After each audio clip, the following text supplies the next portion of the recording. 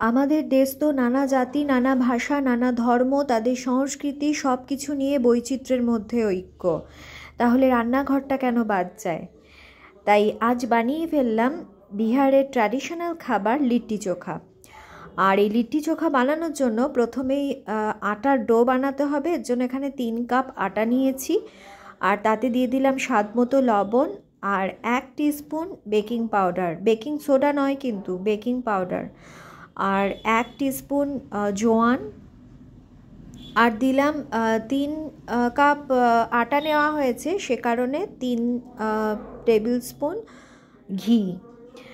ঘিয়ের বদলে তেল দিতে পারেন, তবে ঘিয়ের স্বাদগন্ধ খুব ভালো আসে, খাবারটা টেক্সচারও খুব ভালো হয়, সেজন্য ঘি দিলাম। আর সব কিছু শুকনো উপকরণ একসাথে ভালো করে মিশিয়ে তারপরে রুম টেম্পারেচারে রাখা জল দিয়ে মেখে নেব ডোটা। আর ডোটা আটা মাখার ডোয়ের মতো হবে না, যেটা আমরা রুটি করি সেরকম সফট ডো হবে না, এটা বেশ টাইট ডো হবে, শক্ত হবে ডোটা এরকম। অল্প অল্প জল দিয়ে বারে বারে অল্প অল্প জল দিয়ে মাখবেন, একবারে জল দিলে জলটা বেশি হয়ে যাবে, তখন আটাটা হয়ে যাবে নরম, সে কারণে লিট্টিগুলো ঠিকঠাক শেপে থাকবে না, সেজন্য শক্ত মাখতে হয় ডোটা। ডো মেখে চাপা দিয়ে রাখলাম। এদিকে চোখা বানানোর জন্য এখানে বেগুন প্রথমে মাঝখান থেকে চিড়ে দেখে নিয়েছি কোনো দাগ বা পোকা আছে কি না, আর এরমভাবে চিড়ে নিলে ভালো সেদ্ধ হয়ে যায় তাড়াতাড়ি। আর তার গায়ে সর্ষের তেল মাখিয়ে নিলাম। আর টমেটোগুলোও খুব ভালো করে ধুয়ে শুকিয়ে নিয়ে তার গায়েও সর্ষের তেল দিয়ে দিলাম। এবার সব কিছু গ্যাসে পুড়িয়ে নেব। বিহারে সাধারণত এই খাবারটা উনুনে বা কাঠের জালে রান্না হয়। এখানে গ্যাসেও কিভাবে করা যায় প্রত্যেকটা স্টেপ ফলো করলে অবশ্যই পারফেক্ট হবে, আর টেস্টও ভীষণ ভালো হয়। বেগুনটা উল্টে পাল্টে ভালো করে পুড়িয়ে নিলাম, আর শেষে একটু আঙুল দিয়ে প্রেস করে দেখবেন যে সফট হয়ে গেলে তখন বুঝবেন যে বেগুন পোড়া হয়ে গেছে। একই জালের মধ্যে খুব ছোট্ট জায়গা বলে বেগুনটা আর টমেটোটা একসাথে দিতে পারিনি, সেজন্য টমেটোটাও আলাদা করে পুড়িয়ে নিলাম। আর 3টে বড় সাইজের আলু সেদ্ধ করে নিচ্ছি। টমেটো আর বেগুন পোড়া হয়ে গেছে। এবার তৈরি করব লিট্টির জন্য পুর।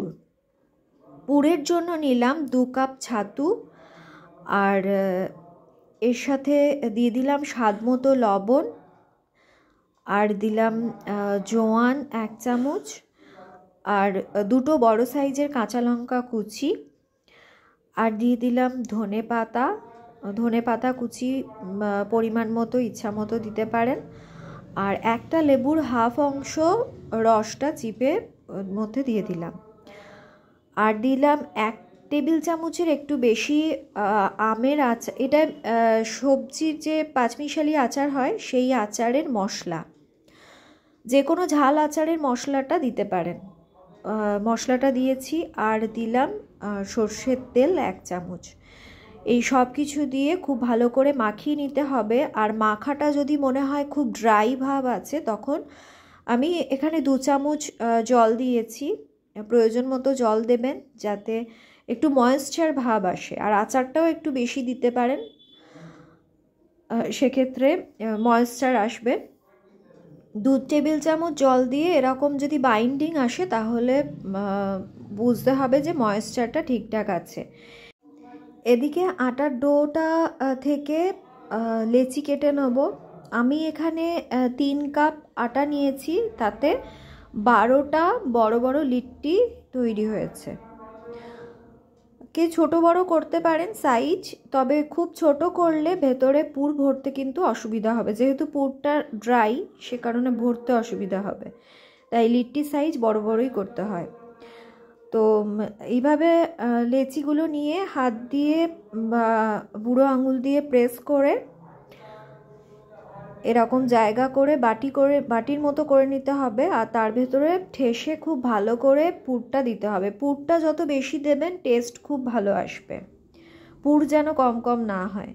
এইভাবে চেপে পুরটা ঠেসে দিয়ে তারপরে মুখটা একদম সিল করে দিতে হবে, যাতে কোনোভাবে ফেটে না যায় বা খুলে না যায়। সাধারণত খুলে যায় না। প্রত্যেকটা লিট্টি বল তৈরি করে নিলাম পুর ভরে। আর তাওয়াতে এক টেবিল স্পুন ঘি দিয়েছি, সেটা স্প্রেড করে দিলাম যাতে আটার লিট্টিগুলো এঁটে না যায়। তারপরে 12টা লিট্টি আমি একসাথে বসিয়ে দিয়েছি। আর লিট্টিগুলো ঘুরিয়ে দিলাম প্রথমেই, যাতে ঘি ভালোভাবে লেগে যায় প্রত্যেকটার সাথে। এদিকে বেগুন পোড়া আর টমেটো পোড়াটা ভালো করে খোসা ছাড়িয়ে নিলাম।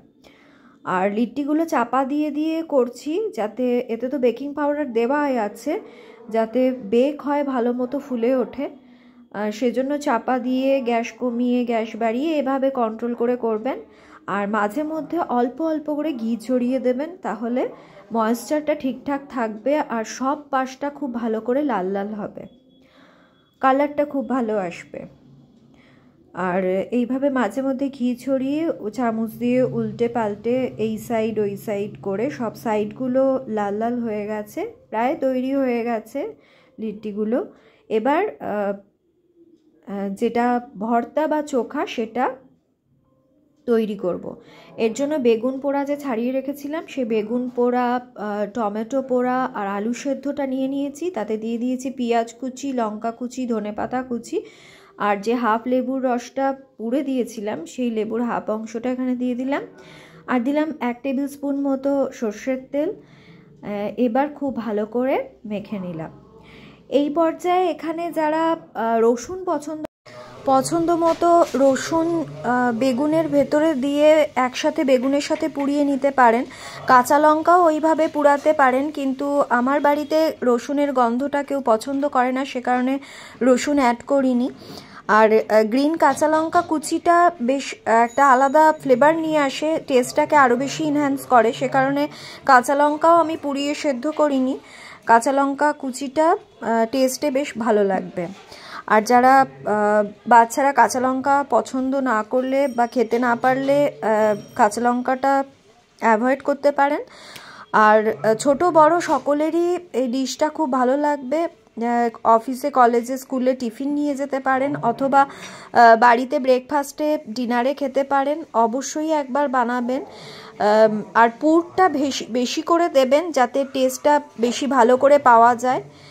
অবশ্যই বানাবেন একবার আর জানাবেন ভিডিওটা কেমন লাগলো। বাই।